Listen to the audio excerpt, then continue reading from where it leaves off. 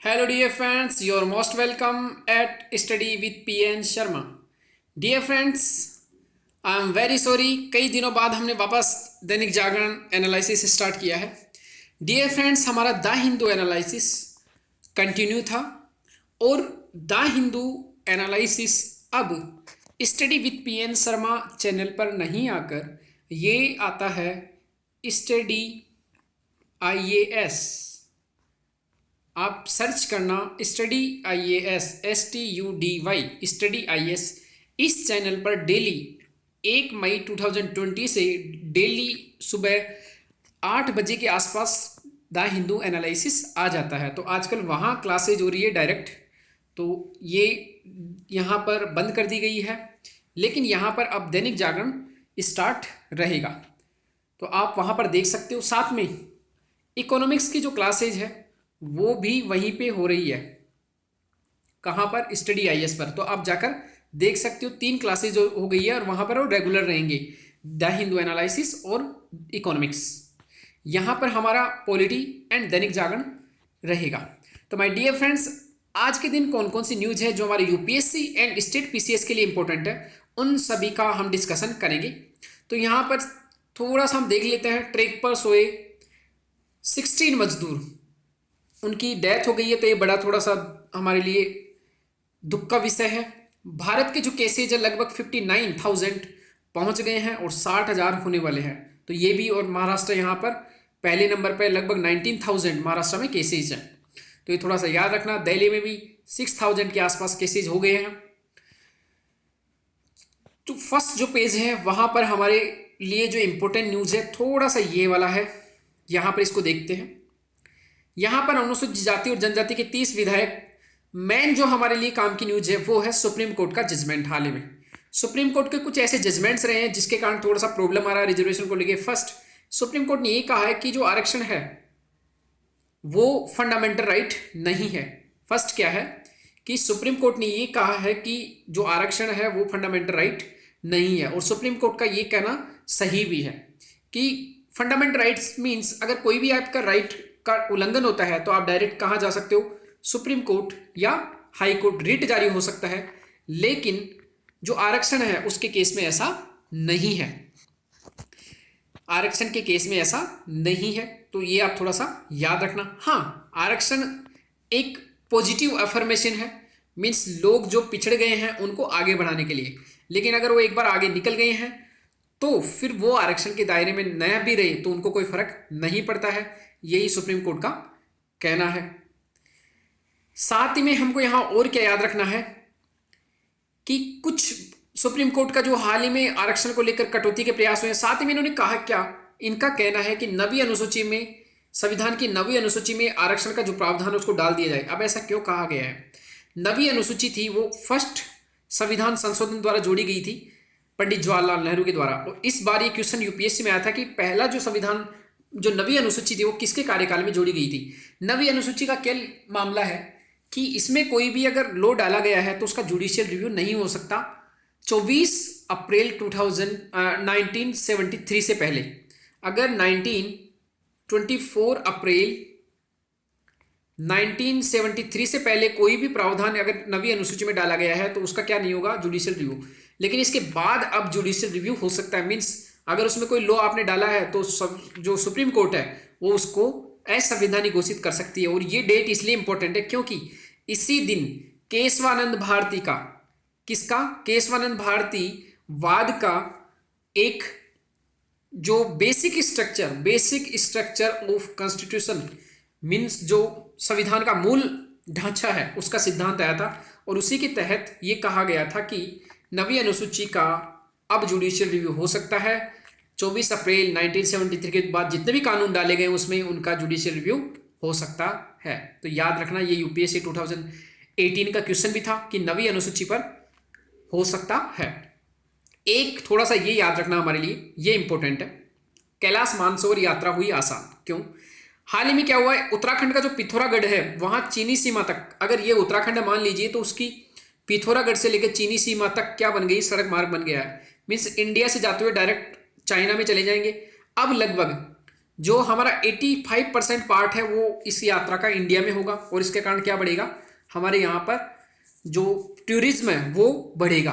पहले जो कैलाश मानसरोवर यात्रा थी उसके लिए या तो नेपाल के रास्ते से जाते थे हम, नेपाल, या फिर और जो दूसरे रास्ते से वो सिक्किम वाला रास्ता था, लेकिन ये सभी रास्तों में टाइम बहुत ज़्यादा लगता था और ज़्यादातर पार्ट जो था वो चाइना में पड़ता था। लेकिन अब जब पिथौरागढ़ से हो गया है तो ये हमारी यात्रा जो कैलाश मानसरोवर वो आसान हो गई है। तो इतना सा थोड़ा सा याद रखना। नेशनल कैपिटल ये हमारे लिए इंपॉर्टेंट न्यूज़ के पार्ट में नहीं आता है, इससे संबंधित कोई न्यूज़ नहीं है हमारे। पैकेज में हुई देरी तो बेरोजगारी की आएगी सुनामी, ये पॉलिटिकल पूरा आर्टिकल है तो हमारे लिए इतना इंपॉर्टेंट नहीं है। शराब की ऑनलाइन बिक्री पर विचार करे सरकार, तो ये थोड़ा सा हो सकता है ऑनलाइन बिक्री ज़्यादा अच्छा रहेगा सोशल डिस्टेंसिंग मेंटेन करने के लिए। महाराष्ट्र में लगातार तीसरे दिन 1000 से ज़्यादा नए मामले, ये हमारे लिए कोई इंपॉर्टेंट न्यूज़ नहीं है, केवल ये इंपॉर्टेंट है कि मामले जो हैं वो लगातार बढ़ रहे हैं, ये थोड़ा सा टेंशन का विषय है। आगे यहाँ पर उतने इंपॉर्टेंट आर्टिकल नहीं है, सभी केवल कोरोना से रिलेटेड है, तो कोरोना से रिलेटेड काफ़ी दिन से आप आर्टिकल्स पढ़ रहे होंगे, इसलिए इंपॉर्टेंट नहीं है। अब हमारे लिए इंपॉर्टेंट आया भारत को नीचा दिखाने वाला सर्वेक्षण, ये हमारे लिए इंपॉर्टेंट आर्टिकल है। ये किस लिए इंपॉर्टेंट है यहाँ पर देखिए, पेरिस स्थित, ये हमको याद रखना कि रिपोर्टर्स विदाउट बॉर्डर्स, ये एक रिपोर्टर्स विदाउट बॉर्डर एक इंडेक्स निकालता है, उस इंडेक्स का नाम है लोकतंत्र, मीन्स जो प्रेस के बारे में निकालता है भारत को नीचा दिखाने वाला। तो प्रेस फ्रीडम, किसी भी देश में प्रेस फ्रीडम कितना ज़्यादा है, तो प्रेस की आज़ादी, भारत को प्रेस की आज़ादी के मामले में इतने नीचे क्यों रखा गया, तो 180 देशों के मामले में हमारा 142वां स्थान है 180 में से, और जबकि ये पहले कितना था 140वां, मीन्स 2 स्थान क्या गिर गए, नीचे हो गया, और वो भी 180 में से 140वां स्थान इंडिया में। अब यहाँ पर क्या कहा गया है कि इन्होंने अपनी प्रश्नावली में मीडिया की स्वतंत्रता, वहाँ का माहौल, सेंसरशिप, विधायी ढांचा, पारदर्शिता, कई तरह के सवाल पूछे थे, और इस सवाल में लास्ट एंड फाइनल इन्होंने कहा कि भारत एक विशाल देश है और उसकी कम जनसंख्या का ही सर्वेक्षण किया जाता है, जो गलत है।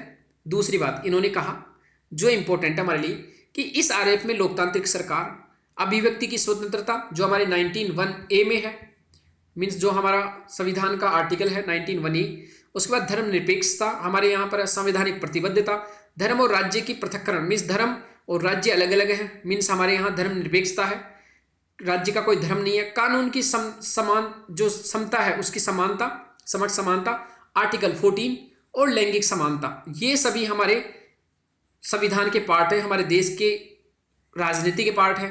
लेकिन इनको कहीं पर भी जो प्रेस फ्रीडम इंडेक्स है उसमें रैंकिंग में शामिल नहीं किया गया। ये इतना सा आर्टिकल का मेन पार्ट है जो हमको याद रखना है। आगे हमको क्या हुआ है कि मालदीव, जो अर्जेंटीना, ओमान, इन सभी का एग्जाम्पल हमको नहीं लिखना है, इतना हमको याद नहीं रखना है, क्योंकि किस देश में क्या चल रहा है हमको ये नहीं देखना है कि दूसरे देशों में क्या चल रहा है, हमको हमारे इंडिया से इंपॉर्टेंट है। बस इतना सा कहना चाहिए कि इस इंडेक्स में इन सभी पॉइंट्स को और शामिल किया जाना चाहिए था, और साथ में क्या कमी है यहाँ पर कि सर्वेक्षण जो है वो कम लोगों पर आधारित है, दैट्स वेरी इंपॉर्टेंट। तो 2 जगह हमारे लिए इंपॉर्टेंट है।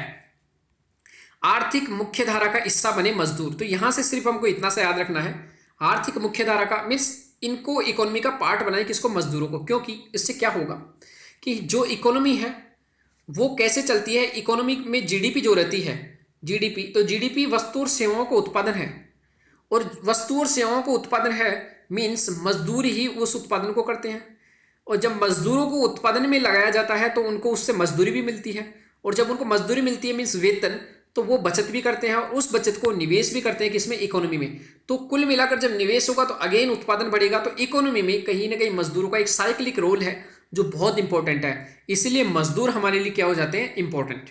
तो ये थोड़ा सा याद रखना। खुली किसानों की समृद्धि राय, ये एमपी का एग्जाम्पल है, बहुत इंपॉर्टेंट है, इसको कहीं भी आप इस्तेमाल कर सकते हो अपने जीएस के पेपर में। इसमें हुआ क्या है कि सभी राज्यों में एपीएमसी है, एग्रीकल्चर प्रोड्यूस मार्केटिंग कमेटी, ये क्या करती है, इसमें नियम है सभी राज्यों के अलग अलग कि कोई भी किसान है, अगर ये किसान है उसके खेत में फसल उग रही है, किसान के केस में अगर फसल उग रही है तो अगर वो कट गई है फसल, तो यहाँ पर एक मंडी रहेगी, APMC market, APMC produce market committee act के तहत एक मंडी है, उस मंडी में उसको डायरेक्टली जाकर यहाँ पर बेचना पड़ेगा पहले, और वहीं से सेल कर सकता है कोई भी। अगर उत्पादन का कोई खरीदने वाला अगर इसके खेत पर आके खरीदता है डायरेक्टली, तो ये नहीं बेच सकता किसान।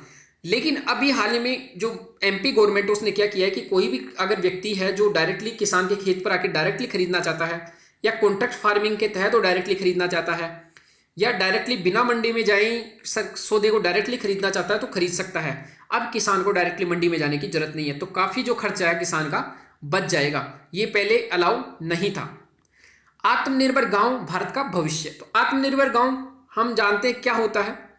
आत्मनिर्भर वो गांव जहां हेल्थ, एजुकेशन, जितने भी रोजगार, क्योंकि जनरली जो इंडिया में प्रॉब्लम है वो क्या है कि इंडिया में जो गांव है विलेज, और ये है सिटी, तो गांव के लोग जो रहते हैं वो रोजगार हो, चाहे एजुकेशन हो, चाहे हेल्थ हो, सभी के लिए कहाँ पर आते हैं? सिटी में। और एक बड़ी प्रॉब्लमेटिक बात रहती है। इससे क्या है कि वो जो अपना जो कंसंट्रेशन है, जो एग्रीकल्चर की जो काम है वो छोड़ना पड़ता है, साथ में अपनी फैमिली का साथ छोड़ना पड़ता है, और यहाँ पर शहर में खर्चा ज़्यादा होने के कारण वो अमानवीय परिस्थितियों में, झुग्गी झोंपड़ियों में वो रहते हैं। तो ये बड़ी प्रॉब्लम है।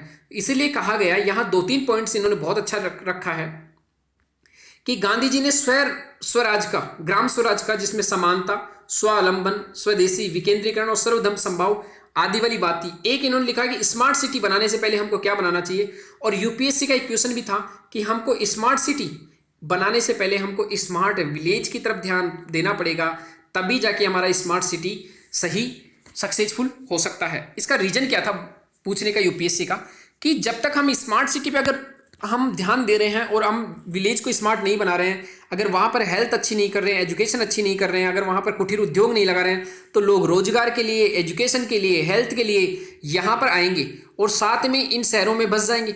शहरों में उनके पास इतना पैसा नहीं है कि जमीन खरीद सके, मकान बना सके, तो वो क्या है, झुग्गी झोंपड़ी में रहेंगे। तो आपने बोला कि स्मार्ट शहर, तो वो नहीं बन पाएगा। आपका जो वाटर है, बिजली है, और जो जरूरी जो भी और सेवाएं हैं, उनके ऊपर अनावश्यक क्या पड़ेगा, भाड़। अगर दिल्ली मेट्रो की आप बात करोगे तो दिल्ली मेट्रो में जनरल आप जब जाओगे शाम को और सुबह, तो इतनी भीड़ रहती कि वो सस्टेनेबल नहीं रही।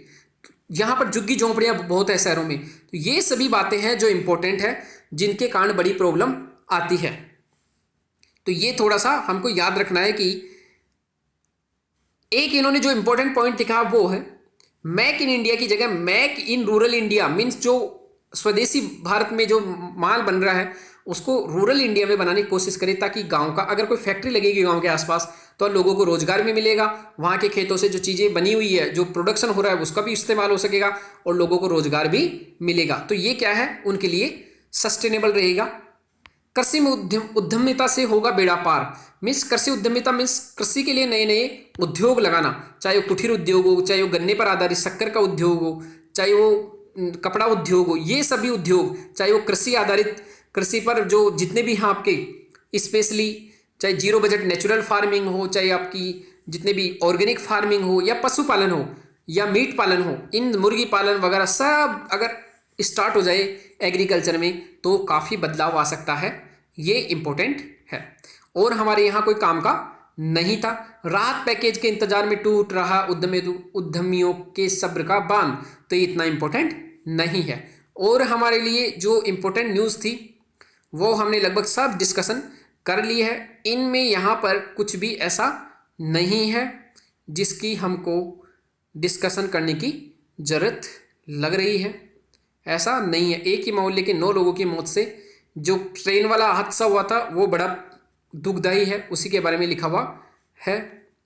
एनजीटी ने एलजी पॉलीमर्स पर ठोका 50 करोड़ का जुर्माना। एलजी पॉलीमर्स वो जो विशाखापत्तनम में टायरीन जो गैस थी उसके कारण जो रिसाव हुआ था, लगभग 11 लोग मारे गए थे। और एलजी पॉलीमर्स में इसी के कारण एनजीटी ग्रीन जो नेशनल ग्रीन ट्रिब्यूनल है उसने लगभग 50 करोड़ का जुर्माना ठोका है। तो इसका जस्ट एग्जाम्पल हम कभी लिख सकते हैं। सेंट्रल पोल्यूशन कंट्रोल बोर्ड और एनजीटी दोनों ही सांविधिक संस्थाएं हैं, याद रखना इतना। स्टैट्यूटरी बॉडी, सांविधिक संस्था मीन्स इन दोनों को एक्ट के द्वारा बनाया गया है। एनजीटी को एनजीटी एक्ट 2010, और जो सेंट्रल पोल्यूशन कंट्रोल बोर्ड है इसको 1974 है, जो वाटर पोल्यूशन वाला एक्ट है उसके तहत बनाया गया है। तो थोड़ा सा याद रखना। उसके अलावा यहाँ पर कोई न्यूज़ ऐसी नहीं है जिसका हम डिस्कशन करें। डीआरडीओ ने बनाया हाई पावर स्टेरिलाइजर 1 मिनट में होगा कोरोना का काम तमाम। तो स्टेरिलाइजर यहाँ पर बस डीआरडीओ को एक याद रखना कि डीआरडीओ ने हाल ही में एक और बनाया था जिसमें उसका नाम था यूवी ब्लास्टर, जिसमें एक सिंपल सा टावर था नीचे और ये यूवी रेज निकालता था। इसके कारण जो कोरोना के वायरस हैं और कई अन्य कीटाणु वो मारे जाते थे। तो इसका नाम था यूवी ब्लास्टर, BLASTER ब्लास्टर। उसमें यूवी रेज निकालती थी। तो ये भी डीआरडीओ ने बनाया, तो याद रखना। उसके बाद ये सभी है बॉलीवुड से संबंधित न्यूज़ है जो हमारे काम का नहीं है। तो ये सभी न्यूज़ थी माय डियर फ्रेंड्स। आप कोशिश करना the Hindu analysis study IAS पर देखने का, और दैनिक जागरण यहाँ पर कंटिन्यू रहेगा। इकोनॉमिक्स के टॉपिक्स भी वहाँ पर कंटिन्यू है। तो my dear friends, thank you very much for today's Dainik Jagran analysis.